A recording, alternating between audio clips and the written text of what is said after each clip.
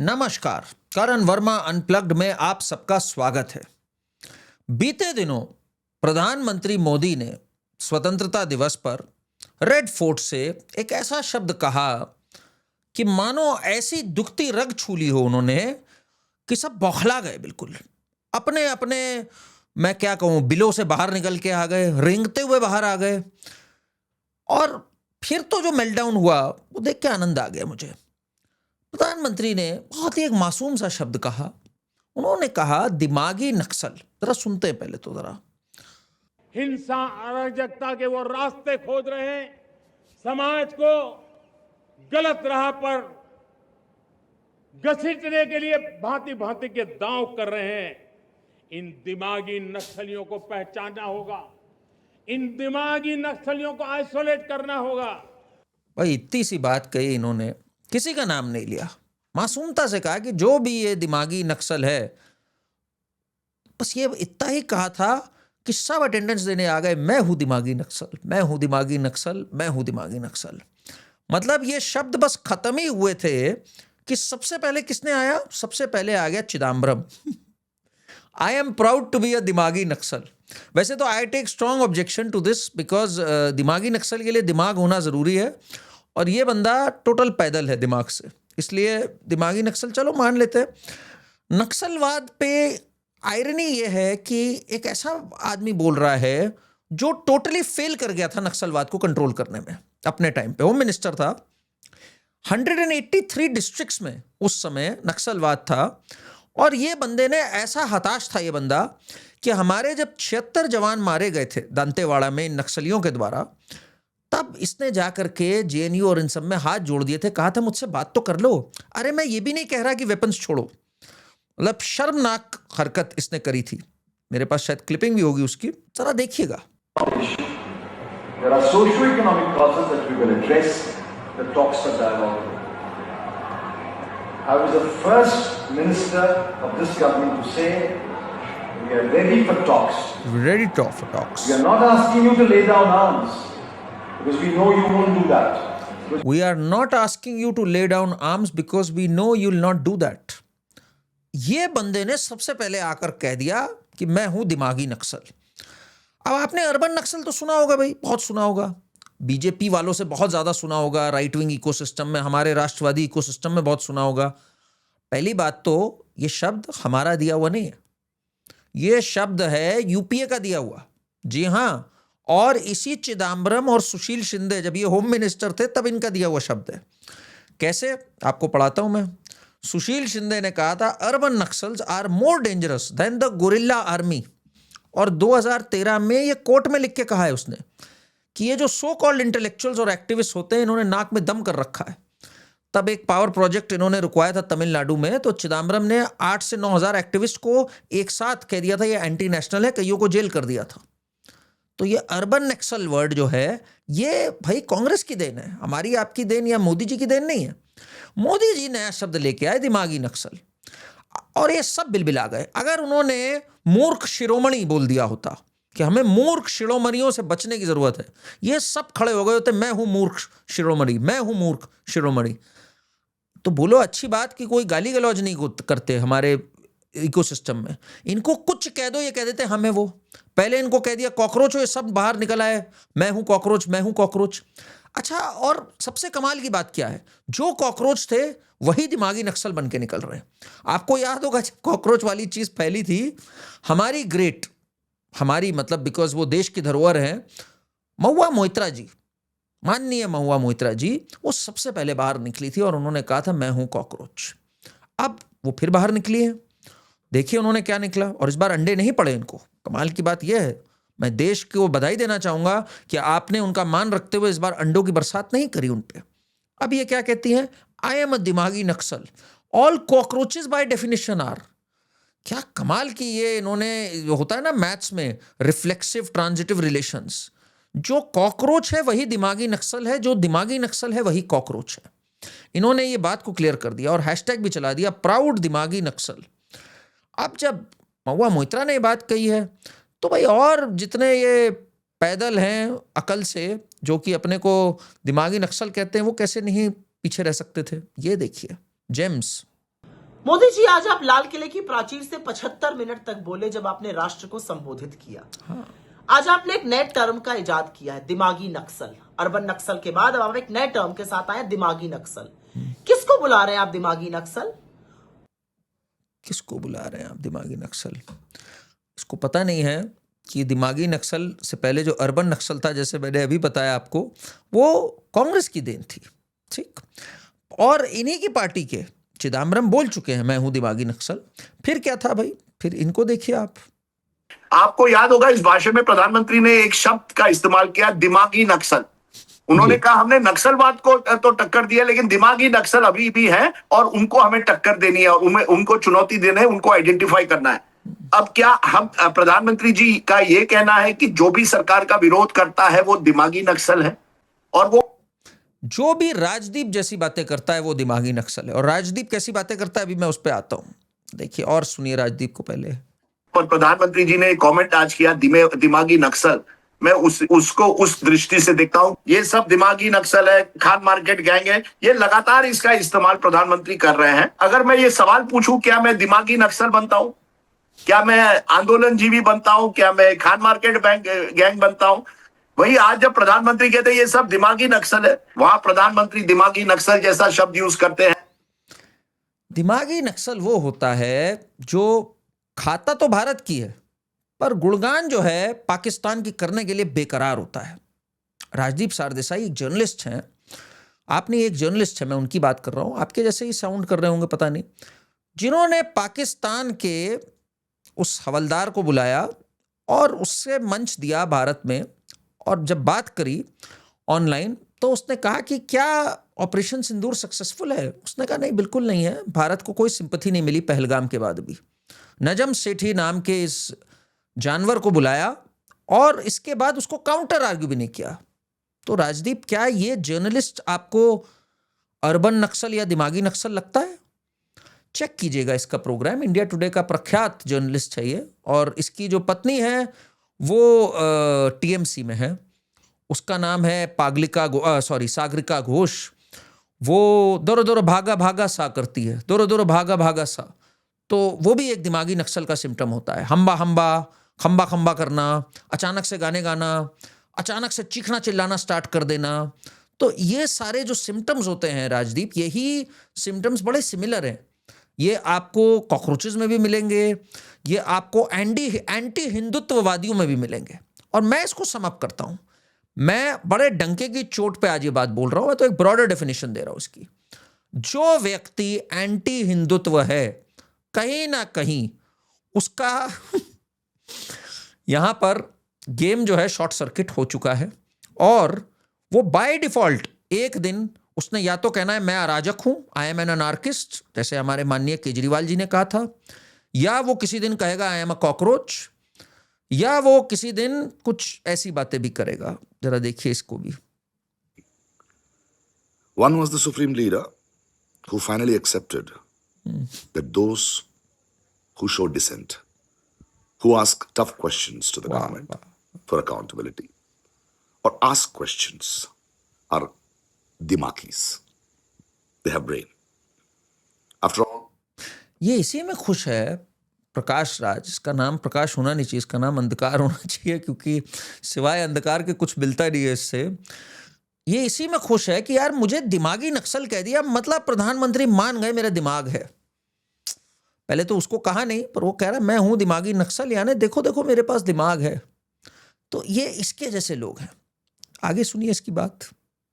after all these years of naming them urban naxals, Viksit Virodhis, Kidas, cockroaches, now he has given us a title. नामकरण किया है दिमागी Naxals. कितना खुश है ये कि भाई दिमाग तो है, कुछ नहीं तो दिमाग तो पाया मैंने। और फिर इसकी पूरी जमात बाहर आ गई, इसको जमात भी कह सकते हैं, दिमागी नक्सलों की एक जमात है। मैं तो चाहता हूं ये एक पार्टी फॉर्म करे, दिमागी नक्सल पार्टी। कॉकरोच जनता पार्टी की कमाल की सक्सेस के बाद ये दिमागी नक्सल पार्टी फॉर्म करें। फिर कौन बचता था ये देखिए।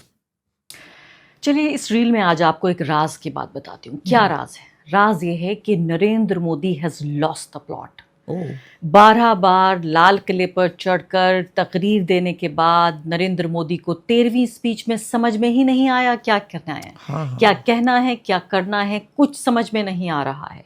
सारा नैरेटिव सही बात है भाई। एआई की बात करी इन्होंने, कोचिंग फ्री कराने की बात करी, फिर बात करी क्रिटिकल मिनरल्स की, एनर्जी सिक्योरिटी की। ये सब बातें तो बेकार की बातें हैं, बिल्कुल नहीं समझ में आ रहा उनके। तो सही कह रही है। बात करनी चाहिए थी कि भाई 56 इंच का बंदर निकाल करके घूमना चाहिए था। ये है असली तरीका, तो ये होना चाहिए था। देखिए, ये है असली लोग जो मुद्दों की बात कर रहे हैं। ये देखो, का छोटा बंदर, सदन के अंदर 56 इंच का छोटा बंदर। ये करना चाहिए था। इसके हिसाब से, आरफा खानुम शेरवानी के हिसाब से, ये was the right template. Modi ji के थोड़ी समझ आ रहा है। वो लगे हुए हैं अपना एआई में ये करेंगे, क्रिटिकल मिनरल्स में ये करेंगे, इससे पहले की स्पीचेस में हम टॉयलेट्स बनवाएंगे। ये तो बड़ी लो क्लास बातें। टॉयलेट वॉयलेट कहाँ इन लोग के समझ में आती हैं। Arfa is a high flying individual. अभी गई तो थी खोमेनाई जी के इंतकाल पे, वहाँ इनसे हाथ नहीं मिलाया एक ने, और ये पेट्रियार्की भी नहीं क्लेम कर पाई उसके ऊपर। तो ये तो बिल्कुल सही कह रही है आरफा। यहाँ पे दिमाग तो है आरफा के। आगे सुनते हैं। और जब कुछ न समझ में आए तो क्या किया जाए, तो कह रहे हैं दिमागी नक्सल। आप सोचिए, मुझे याद आ रहा था सोनाक्षी सिन्हा की वो बात जब वो कह रही थी कि हमें थप्पड़ से नहीं प्यार से डर लगता है साहब, तो इनको बंदूक से नहीं अब दिमाग से डर लगता है साहब। वाह वाह वाह। नरेंद्र मोदी इनको फिल्मों में लो यार, मेरा मानना है। ये सोनाक्षी सिन्हा का डायलॉग कहा बंदूक से नहीं दिमाग से डर लगता है। मेरे हिसाब से तो अल्फा की जगह एक आरफा पिक्चर बननी चाहिए। सच ए टैलेंटेड पर्सन भाई। अब वो अलग बात है कि कितने लोग देखने आएंगे पिक्चर को, but it can be used. एक इफेक्टिव पनिशमेंट हो सकती है वो। जैसे टॉर्चर सेल्स में कन्फाइन किया जाता है, अलग अलग जगह पे कुछ ग्वांटानामो बे और इन सब की आई थी बात कि कैसे रखा जा रहा है।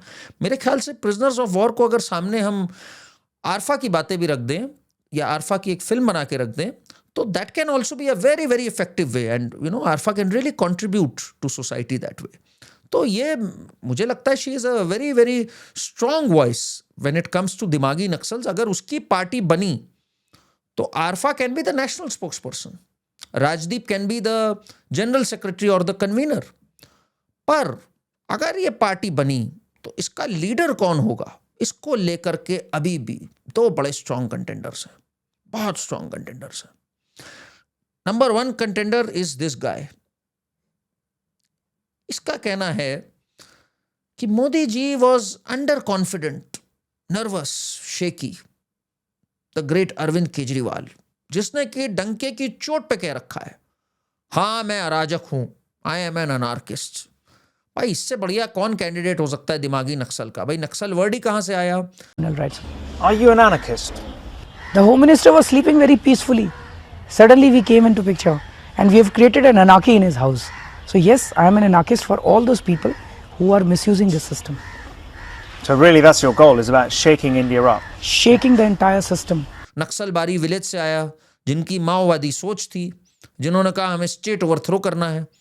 तो ये बंदा जो 26 जनवरी पे ये कह दे कि भाई हमारे को इस बार रिपब्लिक डे नहीं होगा, किस बात का रिपब्लिक डे? मैं धरने पे बैठ रहा हूं, सीएम बनने के बाद सड़क पे लेट जाऊंगा मैं। गणतंत्र दिवस दोस्तों, गणतंत्र दिवस हम इसको नहीं मानते। गणतंत्र दिवस आज से शुरू होगा। यहाँ पे सारे बैठेंगे और आजादी की लड़ाई लड़ेंगे। सड़क पे लौटना, बैरिकेड पार करना, एलजी के आ जाना, वहीं सो जाना, कहना अब यहां से नहीं हिलूंगा मैं, जहां रुमाल फेंक दिया वहां कह देना ये मेरी जगह हो गई। ऐसा बंदा तो बहुत स्ट्रॉन्ग कंटेंडर है दिमागी नक्सल बनने का, लीडर बनने का। तो एक तो भाई केजरीवाल है, दूसरे कंटेंडर जो हैं वो हैं हमारे श्री 108 बार राहुल गांधी जी। बिल्कुल बिल्कुल, राहुल गांधी जी का आपने ये नगीना देखा कि नहीं देखा मुझे नहीं पता। ये नगीना जरा देखिए इस बार। के माइंड में घुस गया कि फॉरेन पॉलिसी इज दिस।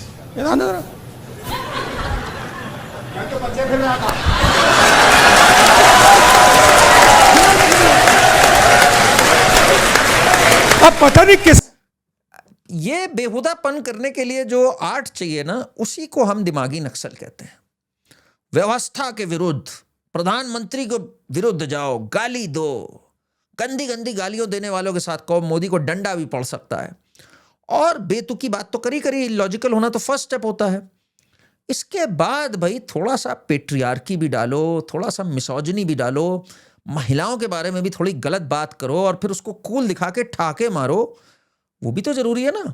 तो इसका जो पप्पू है यहाँ पे संदीप दीक्षित, उसने बोला फिर देखो, अब पता नहीं किसने डाला, कहां से घुसा। लैंग्वेज सुनो जरा इसकी, किसने डाला कहां से घुसा, मतलब ये बेतुकी भाषा का पीएचडी ओजी है ये भाई। फॉरेन पॉलिसी का मतलब imagine the ignorance foreign policy. एक चीज पूछ सकता हूं? हाँ, मिलनी समझ के तो नहीं पकड़ा था? मतलब इससे ज्यादा बेशर्मी की कोई बात हो सकती है? बट सबसे बड़ी बेशर्मी क्या है और क्यों राहुल गांधी दिमागी नक्सल के परफेक्ट हकदार हैं? सुनिए इन्होंने जवाब क्या दिया। ये चाहते तो इसको रिबफ कर सकते थे। Look what he says, I have not reached there yet, but I have not reached there yet। और ये सब जितने गधे हैं इनके इकट्ठे हुए ये सब हा हंस रहे हैं, ठीक। और ये अपेरेंटली अपने को फेमिनिस्ट कहते हैं। वही स्वरा भास्कर वाली जमात कि हम हैं फेमिनिस्ट, पर उस मौलाना के जाके बगल में खड़े हो गए जो कहता है no education for women just as Taliban. Sajjad Nomani के बगल में जाके खड़े हो गए। ये जो हिपोक्रेसी है, ये जो मासूमियत से एकदम भयंकर फ्रॉड करने वाली हरकत है, इसको दिमागी नक्सल कहते हैं। और राहुल गांधी से बड़ा कोई नहीं है, क्योंकि अगर केजरीवाल ने यह कहा है कि मैं 26 जनवरी नहीं होने दूंगा and I am an anarchist, तो राहुल गांधी ने कहा है, and wait for it, drum roll, India is not a nation but a union of states. In the Constitution, India is described as a union of states. And I will fight the Indian state. This is a fight against the Indian state. भाई साहब, text book definition of नक्सल ये राहुल गांधी ने भी बोली हुई है। The BJP and the RSS have captured every single institution of our country. We are now fighting the BJP, the RSS, and the Indian state itself. Kejriwal ने भी बोली हुई है। दोनों लड़ रहे हैं कि मोदी के विरुद्ध सबसे बड़ी प्रखर आवाज कौन सी होगी। तो ये हमारे कंटेंडर्स हैं। बॉलीवुड में भी बहुत कंटेंशन है, पर by the way Rahul Gandhi कभी यहाँ खत्म नहीं होता। राहुल गांधी देखिए, जिस बगीचे की पैदाइश है राहुल गांधी, वो बगीचा भी तो भाई अर्बन नक्सल की खेती करेगा, और किसकी करेगा? अर्बन बोल रहा हूँ, दिमागी नक्सल। देखिए जरा दिमागी नक्सल क्या चला उस दिन 15 अगस्त के दिन। वंदे मातरम से भी बहुत दर्द हुआ इनको।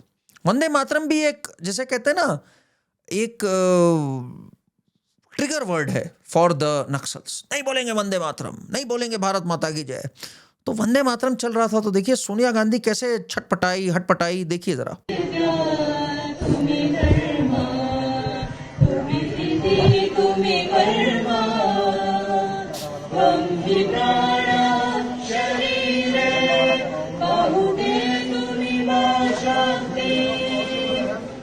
बगल में मल्लिकार्जुन खड़गे खड़ा हुआ है, फिर इन्होंने तो खुद के बोल दिया।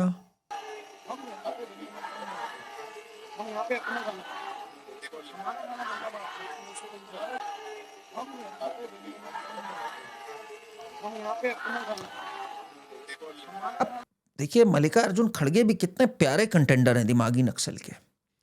इनके परिवार को बचपन में रजाकारों ने मार दिया, दुर्भाग्यवश पूरा परिवार खत्म कर दिया रजाकारों ने। फिर भी इस्लामिक टेरर के विरुद्ध नहीं बोलते भाई साहब। कहते हैं मोदी आ जाएगा तो सनातन का राज हो जाएगा, मोदी आ जाएगा तो हिंदुत्व, हिंदू राष्ट्र का राज हो जाएगा। डर इनको तब भी हिंदुत्व से लगता है। ये कमाल की बुद्धि देख रहे हैं आप, इसी बुद्धि को कहते हैं दिमागी नक्सल। कितने कंटेंडर्स हैं हमारे यहाँ दिमागी नक्सल के। एक अपने अखिलेश भैया भी पहुंचे हुए थे इस दिन, उनसे कहा गया आप वंदे मातरम गाएंगे, कह रहे मैं AR रहमान का माँ तुझे सलाम गाऊंगा। मैं वंदे मातरम नहीं गाऊंगा, मैं माँ तुझे सलाम AR रहमान का गाऊंगा।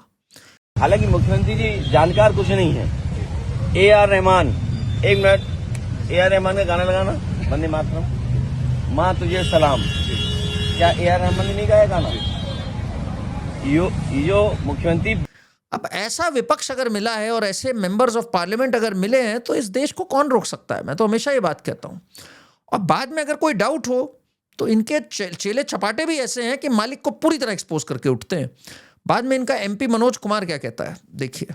कि वो वंदे मातरम जो अभी पार्लियामेंट में जो पास हुआ, क्या हम लोगों ने पूरा गाया कि नहीं गाया? उसके बावजूद भी नेता हमारी रोकना चाह रही थी, उसके बावजूद भी हम लोगों ने गाना को पूरा किया, कहीं कोई रोका नहीं। अगर रुका हो बीच में तो आप बता दीजिए, आप तो प्रमाण थे, मतलब प्रत्यक्ष आपने देखा है। खुद इन्होंने बोला कि भाई हम लोग गाते रहे, ठीक है, सोनिया गांधी ने जो मर्जी किया, और राहुल गांधी तो भाई हैबिचुअल ऑफेंडर है। ये देखिए नेशनल एक आखिरी राहुल जी, बस एक बात मैं आपको बताना चाहता हूं। साहिर एक सेकंड भैया, एक सेकंड। साहिर लुधियानवी की एक बहुत मशहूर कविता है जिसमें उन्होंने कहा है, ये सुबह कभी सोच सकते हैं आप।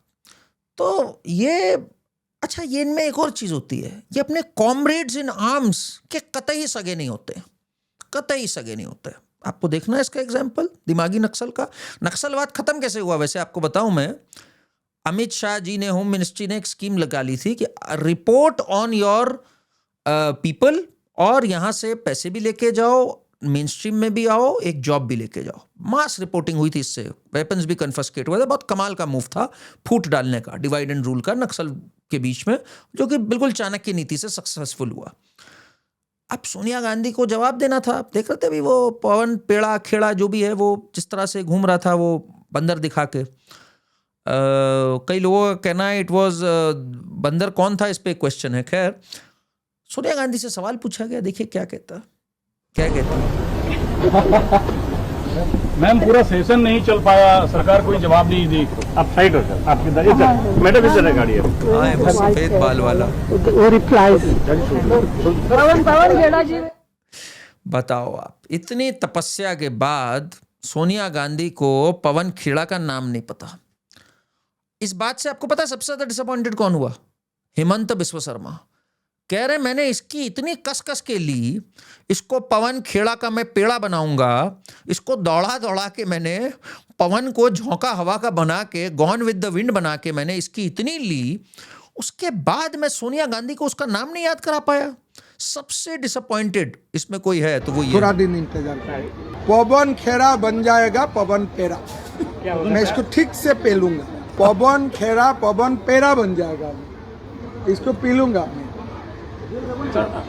अब बताइए, इतने अच्छे शब्दों से हेमंत बिस्व शर्मा ने जानबूझ के ऐसे शब्द कहे, क्योंकि यही सब शब्दों से इनकी भाई फेमिलियरिटी है, तभी इनकी बत्ती जलती है। उसके बाद भी सोनिया गांधी को इसका नाम नहीं याद रहा यार। इससे बड़ा अन्याय क्या हो सकता है? अच्छा, जब ये वर्ड के ऊपर जोश खत्म ही हो रहा था, तभी एक अपना बॉलीवुड का छोटू भी आ गया सामने। छोटू जानते कौन? विशाल, नाम उसका विशाल है पर बुद्धि से छोटू है वो भी आ गया सामने। जय Hind India, happy independence day. मैंने सुना आप लोग जो सवाल करते हो वो दिमागी नक्सल हो। मुबारक हो आपको यार, ये ही इंडिपेंडेंस है। जब कुर्सियां कांपने लगे ना, उसी को आजादी कहते हैं। जय हिंद, स्टे स्ट्रॉन्ग। कुर्सियां कांपने लगे, इनकी कुर्सियां खाली हो गई। सुनने में आ रहा है इनको इंडियन आइडल से भी भगा दिया है ये सब बकवास विचारों की वजह से, पर तब भी कुर्सियां कांप रही हैं। अपनी दुनिया में रहते हैं, कुर्सियां कांप रही है। मोदी मस्ट रिजाइन, आज 4 बजे सरकार गिर जाएगी, आज 6 बजे सरकार गिर जाएगी। ये जो पैदल हैं, इनका नाम दिमागी नक्सल देकर प्रधानमंत्री ने बहुत अच्छी एक डिबेट स्टार्ट करी है, और ये डिबेट अब रुकनी नहीं चाहिए। बिकॉज असल में दिमागी नक्सल वो हैं जो एनजीओज में और इन सब में चिट्ठियां लिख के अजमल कसाब और अफजल गुरु के लिए क्लेमेंसी मांगा करते थे। हर्ष मंडेर, इनके एनजीओ कैसे होते थे? कारवाने मोहब्बत, बिरादरी, अमन बिरादरी, ऐसे ऐसे एनजीओ होते थे। ये तब नेशनल एडवाइजरी काउंसिल का हिस्सा होते थे, सोनिया गांधी के साथ बैठा करते थे। वही दिमागी नक्सल जिनका मानना है व्यवस्था को नष्ट कर दो बिल्कुल। वही कॉकरोच जिन्होंने पुलिस पे हमला किया, गंदे गंदे गालियां दी। तो ये पूरी जो एक जमात है, इसको दिमागी नक्सल का टर्म दिया गया है। मैं इसको और सिंप्लीफाई कर देता हूं, और मैं एक बड़ी बात कर रहा हूं, आप बताइएगा कमेंट्स में आप कैसा सोचते हैं। जो व्यक्ति में हिंदुत्व का भाव नहीं है, बिल्कुल भी अगर नहीं है हिंदुत्व का भाव और राष्ट्र भाव नहीं है, वो बाय डिफॉल्ट एक दिन दिमागी नक्सल बनना ही बनना है। डिग्री वेरी कर सकती है, कोई बिल्कुल ही पगलेट हो सकता है आरफा की तरह, कोई बिल्कुल केजरीवाल प्रो मैक्स हो सकता है और कोई शुरुआती दौर पे हो सकता है, पर वो दिमागी नक्सल एक दिन बनना तय है, बिकॉज जो कंपस है आपको सेन रखने का वो है राष्ट्रवाद और हिंदुत्व। कमेंट्स में हमें बताइएगा आप क्या सोचते हैं इन दिमागी नक्सलों के बारे में। इस वीडियो को दूर तक शेयर करिए और इनकी खूब बैंड बजाइए। Thank you.